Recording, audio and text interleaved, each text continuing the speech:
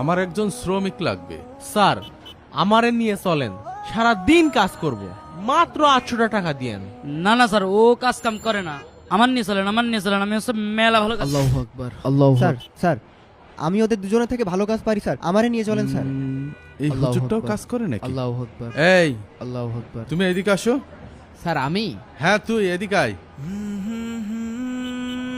জি আমার বাসায় কিছু কাজের জন্য একটা লোক দরকার।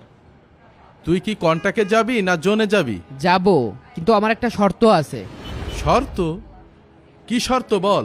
আমার প্রথম শর্ত, এরা প্রত্যেকেই একদিনের মজুরি 800 টাকা নেয়, আমি 500 টাকা নেব।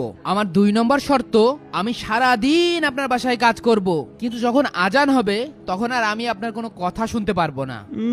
আইসে আমার 3 নম্বর শর্ত, আমি সারা দিন আপনার বাসার সব কাজ করব, কিন্তু আপনি আমাকে কোনো প্রশ্ন করতে পারবেন না। ঠিক আছে, তোর ঝুড়ি কোদাল নিয়ে আমার পিছে পিছে আয়। হে আল্লাহ, তুমি আমার রিজিকে বারাকা দান করো আল্লাহ। হুজুর সাত্তার সাহেবের সাথে যায় তার বাসার কাজের উদ্দেশ্যে। এই দেখ, ওই আম গাছের গোড়া থেকে জি ওই লেবু গাছের গোড়া পর্যন্ত ভালো করে গোল করে জি স্যার। সুন্দর করে পরিষ্কার করবি। আর একটা কথা মনে রাখ, কাজে যেন কোনো রকম ফাঁকি দিবি না। আচ্ছা স্যার। হুজুরের কাজ দেখে সাত্তার সাহেবের 2 ছেলে বলে, ভাই দেখ, লোকটা অনেক ভালো কাজ করছে। আব্বু অনেকদিন পর একজন ভালো কাজের লোককে নিয়ে এসেছে। ও আজান দিয়ে দিয়েছে, যাই নামাজ পড়ে আসি। কষ্ট হয়ে গেছে। আরে হুজুর কি কাজ ফেলে রেখে নামাজ পড়তে যাচ্ছে? হুজুর আপনার বাকি কাজটুকু শেষ করে যান।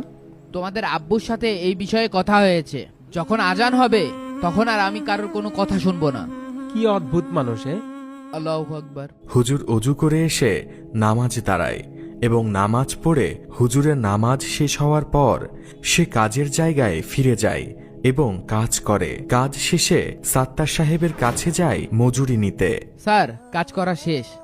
এই নে তোর মজুরি 500 টাকা, আর তোর কাজে খুশি হয়ে আরো 500 টাকা বকশিস দিলাম। স্যার আমি আপনার কাছ থেকে 500 টাকাই নিব, কারণ আমার সারা সপ্তাহের খরচ এই 500 টাকা। কি আশ্চর্য, এমন লোক তো কখনো দেখিনি। এই নিন আপনার 500 টাকা। আচ্ছা ভাই, আপনার নামটা কি? স্যার আমি সকালেই বলেছিলাম আমি আপনার কোনো প্রশ্নের উত্তর দেব না। আজব লোক তো। হুজুরের কাজের প্রতি সন্তুষ্ট হয়ে সাত্তার সাহেব পরের দিন আবার হুজুরকে কাজে নিতে আসে। এই যে ভাই, এদিকে আসুন। আপনি কি কাজে যাবেন? এনাদের সাথে আছেই তো কাজে